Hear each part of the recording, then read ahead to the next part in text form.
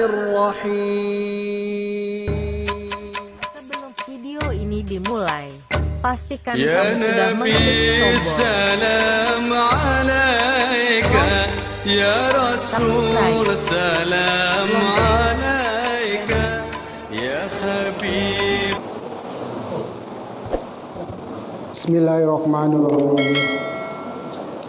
Assalamualaikum warahmatullahi wabarakatuh.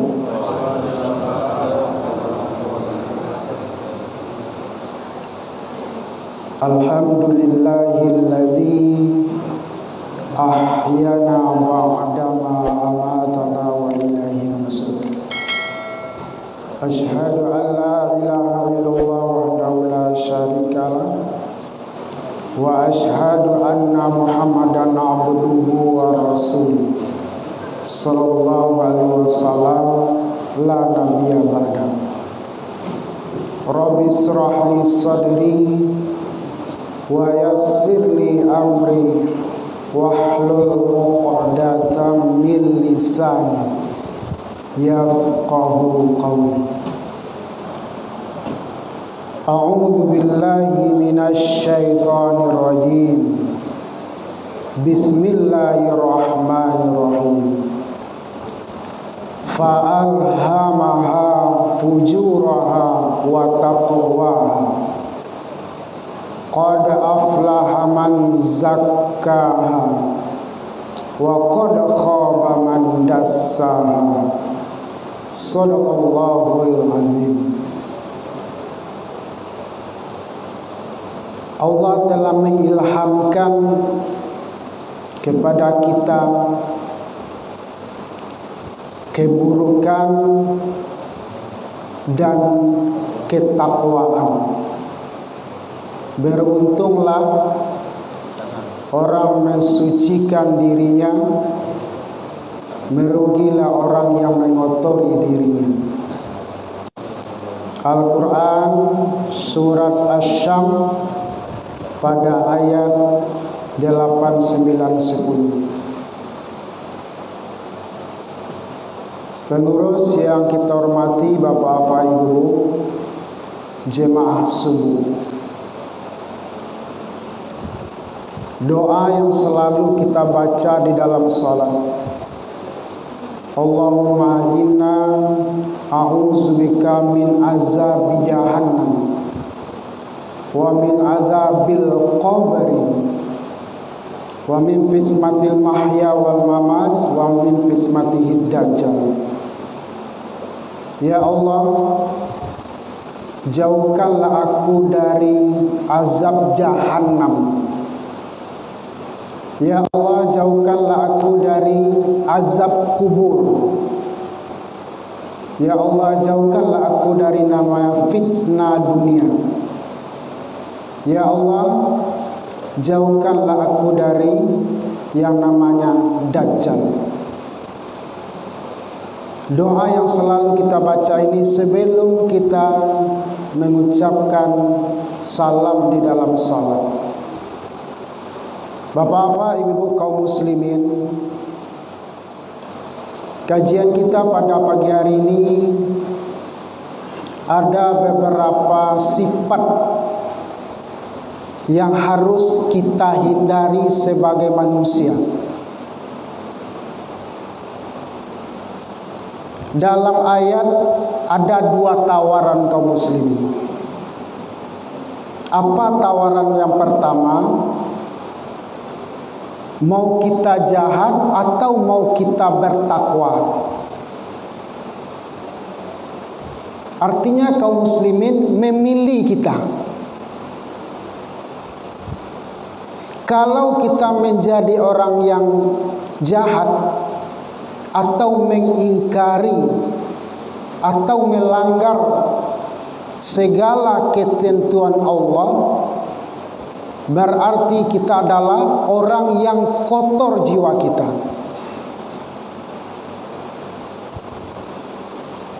Kalau kita mau menjadi orang yang baik, orang yang bertakwa, tentu kita akan menjadi orang yang taat, orang yang mengikuti seruan dan perintah Allah Subhanahu wa taala. Sifat yang pertama kaum muslimin adalah sifat rububiyah. Sifat kesombongan.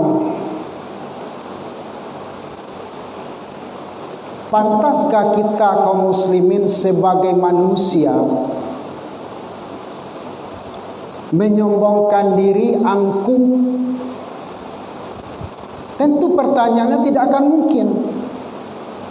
Wala tufsidu fil ardi ba'da islahiha. Janganlah kamu, kata Allah, berjalan di muka bumi Allah ini dengan sombong dan angkuh. Apa yang kita akan sombongkan apa-apa ini sebagai manusia biasa.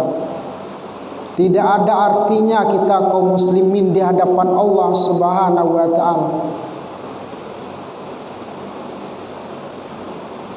Ada orang yang diberikan kenikmatan ilmu, baik ilmu dunia, ilmu agama, tentu kita berbagi bapak-bapak ini. Pada pagi hari ini mungkin saya memberikan istilahnya takalo di jagon, lupo ado yang mengen. Artinya kaum muslimin pasa jalan dek batampun. Mungkin beberapa tahun yang lalu saya juga pernah di sini apa ibu. Mau masuk dari belakang tadi, kira lah terlewat sampai ke ujung. Karena tidak pernah dilewati. Apalagi ilmu agama, ilmu dunia kaum muslimin yang harus kita ulang-ulang. Janganlah kita menyombong. Untuk apa saya dengar-dengar pengajian? Sedangkan lai mandanga, lai maulang apa-apa masih kilap dan lupa juga kita. Kesempurnaan itu adalah milik Allah. Kita tak ada yang sempurna kaum muslimin. Laqad khalaqnal insana fi ahsani taqwim thumma radadnahu asfala safilin. Manusia itu dijadikan oleh Allah dalam sebaik-baiknya bentuk. Sempurna kita kaum muslimin. Tapi pada suatu saat dikembalikan ke tempat yang serendah-rendahnya. Asfalas. Nanawa injak setiap hari apa-apa ibu. Yang harus sombongkan hidup di atas dunia ini. Pantaskah kita sombong?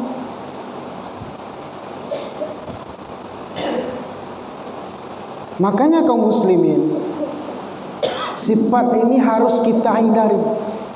Tidak ada kita yang sempurna kaum muslimin. Sehebat-hebat orang, sekaya-kayanya orang, dia akan butuh orang lain kaum muslimin.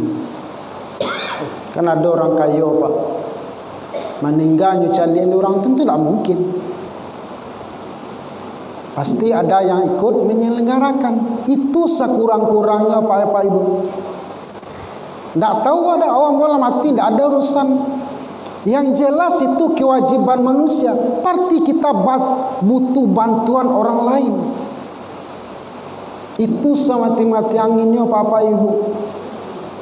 Apalagi kita sebagai makhluk Allah, tentu kita adalah taqarrub, mendekatkan diri kepada Allah Subhanahu wa taala. Sifat yang kedua adalah sifat syaitaniyah. Ada sebuah surat 114, surat terakhir dalam Al-Quran letaknya. Alladzi yuwaswisu fi sudurin nas, yang membisikkan kejahatan ke dalam dada manusia. Jadi apa ibu? Jelas yang membisikkan kejahatan ke dalam dada manusia. Jadi lado ilham diberikan Kalau kita sebagai makhluk Allah, kalau awak ikuti godaan syaitan itu kaum muslimin, tentu kita sama juga dengan, karena syaitan itu adalah selalu menggoda, merayu manusia. Kata syaitan, untuk apa pergi sholat subuh? Untuk apa puasa? Untuk apa berinfak? Berpoya-poya sajalah kamu, kata setan. Itu kan godaan bapak dan ibu. Lah diseru oleh Allah Subhanahu wa taala, alladzina yu'minuna bima unzila ilaih. Sesungguhnya Allah menurunkan petunjuk kepada kita, Al-Quran. Tentu kita pedomin nih kaum muslimin, Al-Quran ini sebagai hudal, sebagai petunjuk bagi kita untuk keselamatan kita. Kalau kita kaum muslimin sebagai orang yang beriman atau tidak beriman, atau kita kaum muslimin mengingkari nikmat Allah Subhanahu wa taala, sebelum kita lahir kaum muslimin ke atas dunia, Allah sampaikan pesannya dalam Al-Quran surat Al-A'raf 172, Pak. Alastu bi rabbikum qalu bala syahidana. Sebelum roh ditiupkan oleh Allah kepada rahim orang tua kita masing-masing ke atas dunia ini, sebelum awaklah berjanji, berikrar akan memegang amanah yang dipikulkan oleh Allah Subhanahu wa taala. Kini awak lagi kata dunia, awak ingkari seruan Allah, awak biarkan. Makanya kaum muslimin, salat subuh itu adalah salah satu pejuang. Orang yang selalu meramaikan masjid Allah ketika salat subuh itu adalah orang yang kuat keimanan kaum muslim, bukan dicari ketika salat maghrib. Karena godaan ketika subuh itu banyak. Mulai di bulan puasa kau, wak sudah makan matu mangantu, manan kau wak pilih lalu atau solat. Kalau makan jam 4 sajam tu anan kau wak pabué. Makanya diselip di saat azan itu kaum muslim, as-salatu khairum minan naum. Lebih baik solat daripada tidur. Aku kawan tak nyobalian lalu salah beko solat. Waktu yang sudah lewat beberapa menit atau beberapa jam kaum muslimin, tidak akan mungkin kita jemput kembali. Syarat sah solat itu kita lakukan sesuai dengan waktunya bapak dan ibu. Inna salata kanat mu'minina kitaban mawquta. Sesungguhnya salat itu ditentukan sesuai dengan waktu-waktunya. Ini karena godaan itu awak utamakan baru dunia ketimbang kita menyembah kepada Allah Subhanahu wa taala. Kaum muslimin jamaah. Jadi sifat syaitannya itu harus kita buang kaum muslimin. Karena juga di dalam Al-Quran 201 ayat 201 itu di 208, ya ayyuhalladzina amanu dkhulu fis silmi kafah wa la tattabi'u khutuwatis syaitan innahu lakum aduwwum mubin. Wahai orang-orang yang beriman, masuklah kamu ke dalam Islam itu secara khafah, secara sempurna. Jangan kamu ikuti perbuatan syaitan, karena syaitan itu adalah musuh. Kalau musuh itu kan lawan bari awak, harus awak lawannya. Tidak awak ikuti dah. Kau nafsu itu kaum muslimin kalau awak ikuti dunia ini, awak akan sangsara di apa-apa. Kemudian yang ketiga, sifat hewan pasti juga kita miliki kaum muslim. Kenapa sifat hewan itu yang harus kita hindari? Karena di dalam Al-Quran, walaqad dzara'na li jahannama katsiran minal jinni wal ins lahum qulubun la yafqahuna biha wa lahum a'yunun la yubsiruna biha wa lahum adhanun la yasma'una biha ulaika kal an'am bal hum adall ulaika humul ghafilun. Kebanyakan penghuni neraka jahanam itu manusia dan jin. Mereka punya hati tapi tidak memahami kebesaran Allah, ayat-ayat Allah. Mereka punya mata tapi tidak pernah melihat ayat-ayat Allah. Ibu-ibu jawab apa? Manan banyak awak cari Al-Quran ketimbang melihat HP. Pasti banyak mencari HP kan?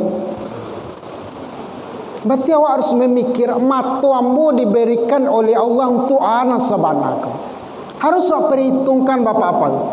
Semenjak kita balik dan berakal, kita hanya melihat sesuatu yang tidak ada nilainya di hadapan Allah Subhanahu wa taala. Sedikit sekali kaum muslimin kita membaca Al-Quran. Yakinlah, percaya apa-apa ibu, ketika awak membaca Al-Quran ko, insya Allah mata kita itu sehat kaum muslimin. Al-Quran kau calik bukan apa bo. Ambo boleh ngaji ustaz tapi apa nak calik? Silakan kaum muslimin. Tapi ada tapinya. Manakah yang sempurna yang tertulis dalam Al-Quran walaupun dia juga Al-Quran kaum muslimin? Itu hanya pembantu kita kaum muslimin. Awak iri kepada orang yang berbeda jo akidah jo apa? Inyo pai katampe ibadahnya nyokapi Al-Quran kapasannya bojuo. Awak tidak ada benda itu, walaupun itu salah satu mereka pemahaman. Tapi kita kaum muslimin yang harus kita contoh, tapi bukan kita buat seperti itu. Tapi bagaimana kita konsep kita itu kaum muslimin, bagaimana kita menjaga Al-Quran itu agar kita kaum muslimin tidak hanya sekedar tahu ini kitab saya. Kemudian awak diberikan pendengaran. Pendengaran itu ada kandung gunanya untuk mendengar apa-apa ibu. Ada yang perlu kami sampaikan. Ketika hari Jumat khatib berkhutbah, jemaahnya tentu bapak-bapak bukan ibu-ibu. Ada rukun khutbah dalam surat Al-Imran 102 itu. Ya ayyuhalladzina amanu taqullaha haqqa tuqatih wa la tamutunna illa wa antum muslimun. Wahai orang-orang yang beriman, bertakwalah kamu kepada Allah dengan sebenar-benarnya takwa. Jangan kamu mati sebelum kamu menjadi seorang muslim. Itu pesan dalam khutbah Jumat itu kaum muslimin. Ketika jemaah berbicara, ketika jemaah tidur, itu tidak tahu yang disampaikan. Kebaikan kita kaum muslimin dari Jumat ke Jumat itulah yang membawa kebaikan kita bapak dan ibu. Ke lampe lah bakapalo ampe, bakapalo limu masih mota aja baru. Karena rangkaian khutbah itu kaum muslimin adalah rangkaian ibadah. Makanya seorang khatib harus paham juga bapak dan ibu. Singkatkan khutbahnya, lamakan sholatnya. Kalau sampai 40 menit khutbah tu kawan lalu. Di rumah susah tidur, sampai di masjid Allah Akbar sekecil. Khatib dia membaca khutbah, beberapa ayat yang dia baca dia sudah tidur. Jadi kalau ingin susah tidur, pergilah ke masjid ibu. Makanya ulaika kal an'am, kita diberi tentu kaum muslimin kita sama dengan binatang kalau kita tidak memahami ketiga-tiga itu. Sekarang kaum muslimin, adab itu perlu kita jaga bapak-bapak ibu. Awak yang pengalaman sehari-hari coba sampai ibu. Apakah kita makan atau minum, pantaskah kita kaum muslimin sambil ngomong, sambil berdiri? Itu pertanyaan Pak. Tentu tidak pantas kaum muslimin, karena itulah budi pekerti akhlak kita.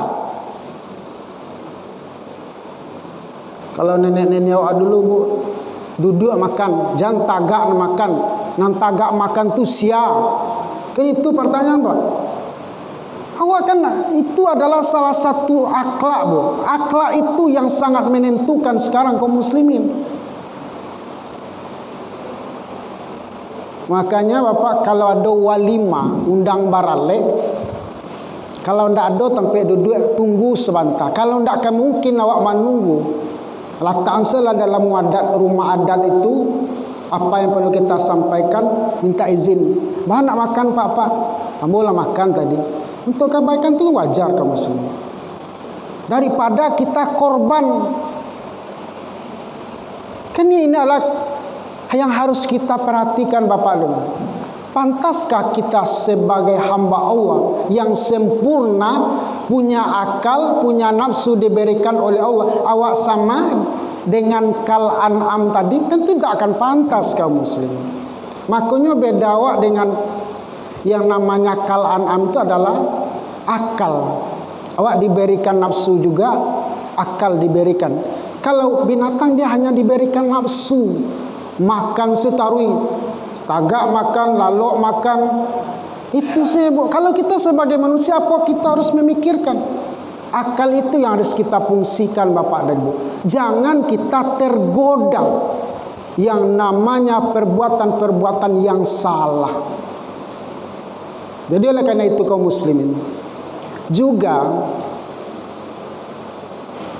ini juga sudah menjadi kebiasaan, tapi kebiasaan itu kaum muslimin juga menyalahi aturan.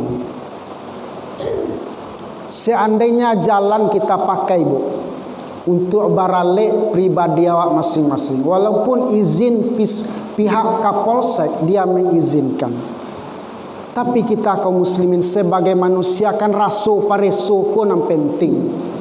Ambo tagaan 5 hari bahkan seminggu, kama apa ibu-ibu jalan, itu harus awak pikirin juga ibu-ibu, karena itu adalah akhlak kita.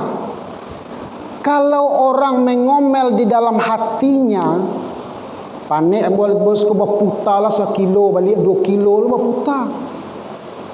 Petunjuk arah tidak ada, tapi kalau dia gi aba-aba bisa balik bu. Kok jalan satu-satunya untuk penghubung. Ini juga salah satu yang harus kita perhatikan Bapak dan Ibu. Walaupun zaman kita sekarang tentu tidak ada waktu barale nama dia zaman dulu. Dulu duduk dihidangkan makan bersama-sama. Tapi sekarang kaum muslimin pelaminan menyediakan fasilitas yang cukup mewah. Ini juga PR kita kaum muslimin, bukan saya, tapi bagaimana kita memanage supaya hal ini bukan berlarut-larut untuk keselamanya kaum muslimin. Ini adalah salah satu akhlak juga kaum muslimin. Kemudian yang terakhir adalah sifat kesibukan, juga sifat tu. Sibuk ambo, tak ada orang tentu kaum muslimin. Fantasiru fil ar, bertebaranlah kamu di muka bumi ini, cari rezeki Allah. Selagi kita berusaha bapak-bapak ibu-ibu, rezeki itu ada, tapi dengan syarat karajon perintah dulu. Ia kana budu wa ia kana stain. Hanya kepada engkau kami ya Allah menyembah, dan hanya kepada engkau kami memohon pertolongan.